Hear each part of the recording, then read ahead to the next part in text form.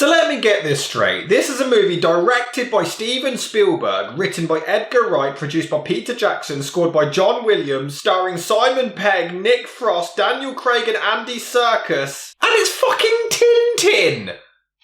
This is the man who made Jaws and Schindler's List and Saving Private Ryan and The Colour Purple, and he's adapted Tintin. It's like Quentin Tarantino directing Postman Pat the movie. Makes no sense. Hey, what's up? Who the hell are you? I am an all-knowing, almighty, all-powerful being. I am the 20th wonder of the world. I am the cure to all known diseases. I am an ancient deity sent to Earth to save those in need. Oh, so you're like Dave? Man, fuck Dave. I ain't like Dave. Alright, sorry. So what's your name? Well, the bitches call me Do Dirty. Do Dirty. What's your real name? Nigel. And you're here to review Spielberg with me. Ah, excellent. So what are we looking at? Jurassic Park? E.T.? Indiana Jones? Tintin! Who the hell is Tintin?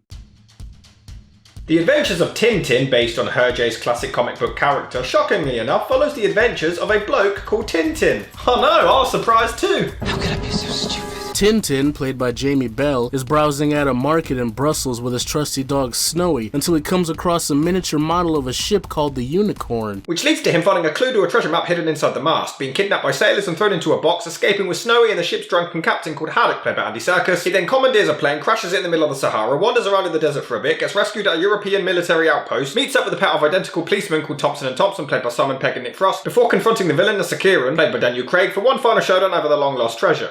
Ah, one of those days. I'm sorry, I'm not sure I follow you. Plans for a Tintin adaptation actually date all the way back to 1948, when Hergé approached Walt Disney himself with the aim of pitching an animated feature based on his comics. Unfortunately, the deal fell through as Disney was busy working on Cinderella at the time, though he did give Hergé a hand-drawn picture of Tintin and Mickey Mouse shaking hands as a compromise. Thanks? Not bad. But it's okay. It ended up going to Nickelodeon instead. Due to recent events, there's nothing awkward about that whatsoever. Are you sure? My boy S-Dog became an avid fan of the Tintin comics following the release of Raiders of the Lost Ark. He had gotten hold of a French review of Raiders, and though he didn't understand the language, he noticed that the word Tintin kept cropping up, and so read the comics to understand the comparison, and instantly fell in love. Random. That'd be like becoming a big Fireman Sam fan after the release of License to Kill. There's no mistake. Sylvester Sparkleberg immediately sought to produce a film adaptation, an offer which was quickly accepted as he was eager for his creation to be brought into the current day through the medium of film. A 1983 meeting was scheduled while even Stevens was shooting Indiana Jones and the Temple of Doom in London. Unfortunately, Hergé Hergé. would end up passing away from a cardiac arrest the week before he was due to meet with Spielberg. I'm starting to notice a pattern here with Spielberg completing movies for his dying friends. Yes, indeed. Thankfully, his widow Fanny Remy decided to sell the rights to Spielberg anyway, as she felt he was the only person talented enough to respectfully realize her husband's vision. The first draft of the script was written by E.T. screenwriter Melissa Matheson and would have featured Tintin battling ivory hunters in Africa with Jack Nicholson in the role of Captain Haddock. However, Spiely Wheelie wasn't satisfied with the screenplay, so the project continued to stall in development hell all the way until 2004. Spielberg also wasn't sure whether the movie would be animated or live action, and approached Peter Jackson asking him if the character of Snowy could be convincingly realized through computer animation. Because apparently during this entire intricate and complex adventure journey story, the most important part is Snowy.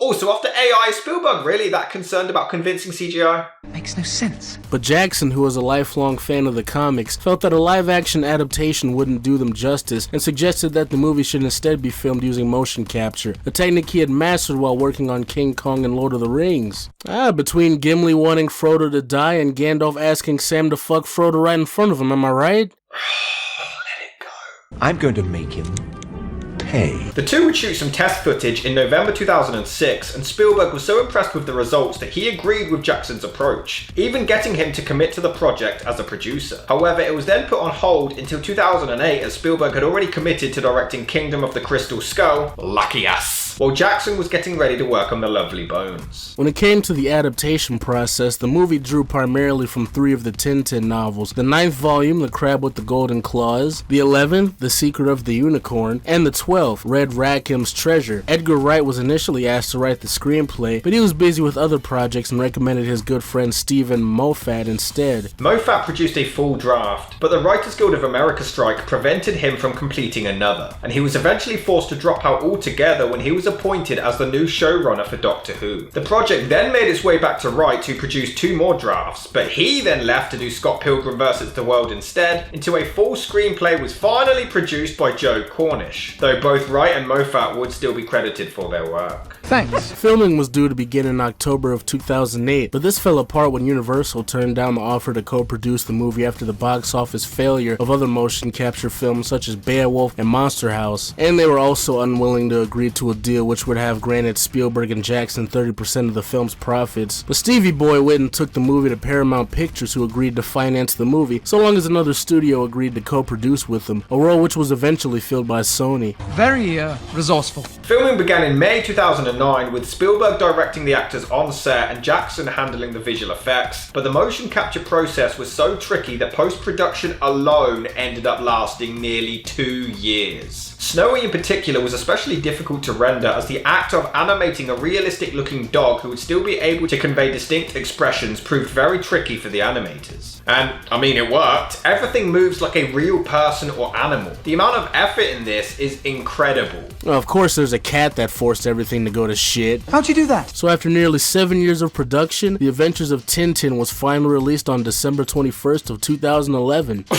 Spielberg releasing a fun, light-hearted film around Christmas? Is that allowed?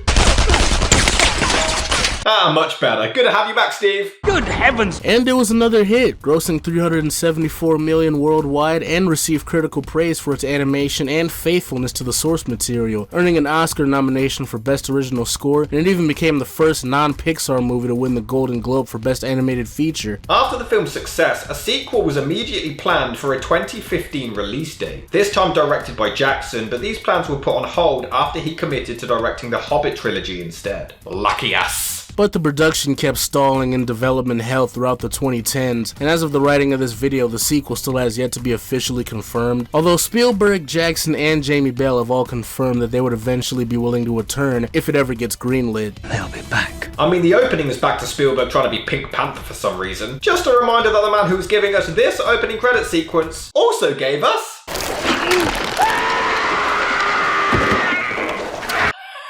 The animation is pretty damn cool. I'm just jealous that it looks better than mine. What? I mean, Rich's. Who's not me. I'm dude dirty, yo.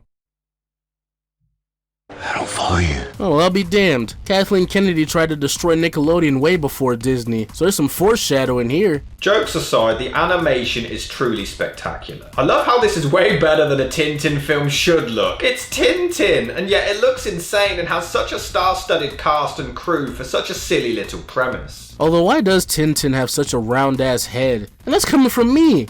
I'm a ball of energy. I mean, they clearly decided to just animate Spielberg himself and expected us not to notice. It's so impressive and detailed. The movie certainly has an incredibly unique look to it. A lot of the time, it looks like it could even be live action. You find yourself doing a double take because of how convincing it is. There's not a single moment where the animation looks off or choppy. Everything looks so authentic. The chase scenes are spectacular. All of the action looks incredible. Look at this. Spielberg manages to nail his patented long takes, but even in animation, this man is a genius. How does he keep doing this? Honestly, you wouldn't expect much from a film about bloody Tintin, but Spielberg said, "Hold my beer," and went all out. Hey Steve, just a little silly movie about Tintin, nothing too fancy. Gotcha.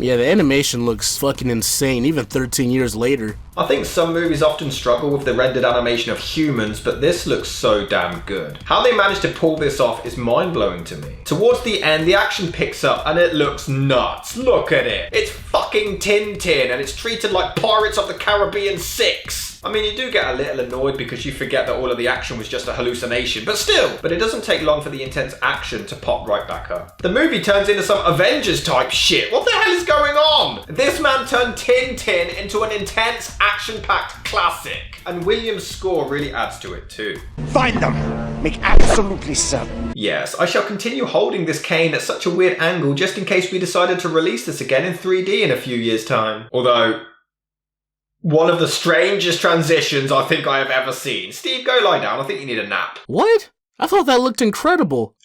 Well, you're silly. Roberts, Charles Bull. Do not take me for a reviewer of cheap tricks. Okay, I'm sorry. Hell, now that I think about it, there's a lot of really cool flashbacks and transitions that are really well done. How the hell is Tintin so damn creative? It's Tintin. I'll give him this transition. This makes up for the last one. It's very good. This is why I love the movie so much. It's way better than it has any right to be. That's Tintin! The fact that they can deliver such ridiculous lines but completely straight-faced is hilarious. Only a true haddock will discover the secret of the unicorn. What do you know of the unicorn? And then the giant purple leprechaun raided my home and pooped on my pillow. When Sir Francis was rescued and returned home, he was convinced his name had been cursed. Calm down, it's Tintin! I mean, a man straight up gets murdered. But this reaction is hilarious. Not again. I mean, he gets chloroformed and kidnapped. Welcome to Tintin, motherfucker! A child being chloroformed and kidnapped in a Nickelodeon production. Well, I am shocked. I mean, it also has a grown man spying on a little kid. An adult is left alone with a child in a creepy house. Why so many questions? Oh yeah, adults at Nickelodeon hate it when kids start asking questions. Okay, I think we've overdone the Nickelodeon jokes. Rather you kept your trousers on if it's all the same to you. I'm just saying, come on! What? The bad guy's trying to run over the dog. Get the TNT. Jesus Christ, you're Tintin, not Die Hard 6. He punches someone out and steals their gun. They have a shootout scene. Jesus Christ, lighten up. You're Tintin. They get shot at by a plane. I do love how this plane misses a million shots that should have easily killed them, but this tiny ass little pistol that Tintin has, oh yeah, that gets the job done easily. And Haddock ends up climbing outside the damn plane. Tintin has turned into Mission Impossible before he burns alcohol into the engine to save the day. Sounds like Mission Impossible, yeah? He nearly gets decapitated by the plane's propeller. Oh sure, a white man can wave a sword around cops and live to tell the story, but let a black person do it and they end up getting shot. You're a ball of energy. Oh, yeah. I'm too dirty. I just can't get over the fact that there's car chase scenes, gunfire, and a damn rocket launcher. In Tintin! What do you value more, those scrolls or Haddock's life? Oh, well, okay, that's fine. I will kill him! You son of a bitch! But as the movie progresses, we get such inspiring and motivational lines of dialogue which are really well written. You send out the wrong signal. That is what people pick up. Do you understand? You care about something, you fight for it. Just as Sir Francis was yours. Unfinished business. Oh, I'm glad you know the truth, Haddock. Until you could remember, killing you wouldn't have been this much fun. You're Tintin. The salesman who sells Tintin the ship is hilarious. He's only in one scene, but he is brilliant. As fine a ship as ever sailed the seven seas. You won't find another one of these, mate. And it's only £2. I'll give you £1. Done. Name is price. Oh, 10 years I've been flogging bric-a-brac and I misnamed your price by one bleating minute. The humour is hit and miss, even if some of it isn't really intentional. A thief. I don't think you're supposed to laugh there, but... Holy shit, an adult just casually knocks out a little kid. This movie's got some balls. Simon Pegg and Nick Frost, I have to say, are pretty good. I don't think, unless you were told it was them, you'd recognise their voices. Hell, I know it's them and I still can't recognise Frost's. Sometimes they're funny. I'm a kleptomaniac. What? It's a fear of open spaces. Other times, not so much. They just play the generic bumbling cops cliche, but they don't do it too over the top to the point it ruins the entire film. There are times when the comedy resorts to dumbed down slapstick for the kids, which isn't particularly funny. He's hiding. But then other times, it can be pretty creative. Hell, there's one that's a really obvious joke, but it still did get a chuckle out of me. Put your hands up. and the movie does get a few laughs elsewhere. Captain, help me quick! Right, what have I done? What have I done? No! Captain, not that! What is this peculiar liquid? There's no bouquet. It's completely transparent. Why, it's water. I've been locked in this room for days with only whiskey to sustain my mortal soul. Wait. I mean, it is a funny joke, but if they didn't want Haddock escaping, why wouldn't they just lock him in there? Now that I think about it, this movie really encourages relapsing on alcohol. That's a first. Nickelodeon! Ah, but look at that, Rob. You and Haddock seem to share the same fridge. Hey, what's he doing with my booze? What sort of a stupid question is that? There's also a scene where the pickpocketer tries to take one of the cops' wallets, and while it is pretty funny, I mean, look at that. You definitely should have seen that. I'm so easily amused, but I do laugh when all of these men are sliding around their room and don't wake up. They even end up falling out of the damn beds without as much as stirring. What have we here? Ah, whiskey that's spelled wrong for some reason. Captain, calm down. There are worse things than sobering up. No, there's not. Congratulations, Captain. You're sober.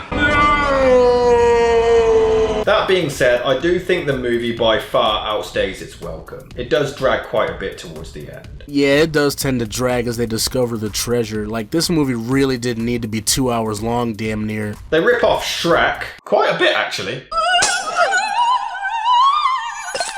Actually, no, she's just singing some Tom McDonald. But then they drag it out far more than it ever needed to be. It doesn't seem to end. I curse you!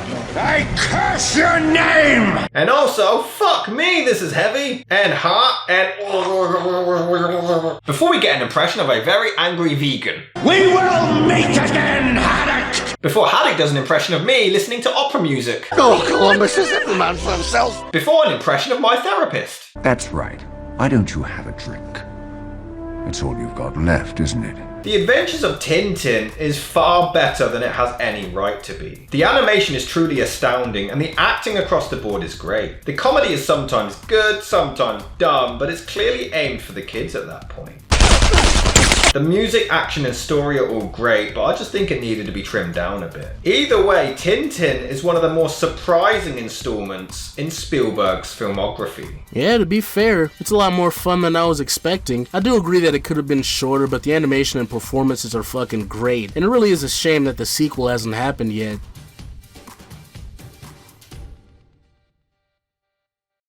You guys like Do Dirty? Yeah, I'm a genius.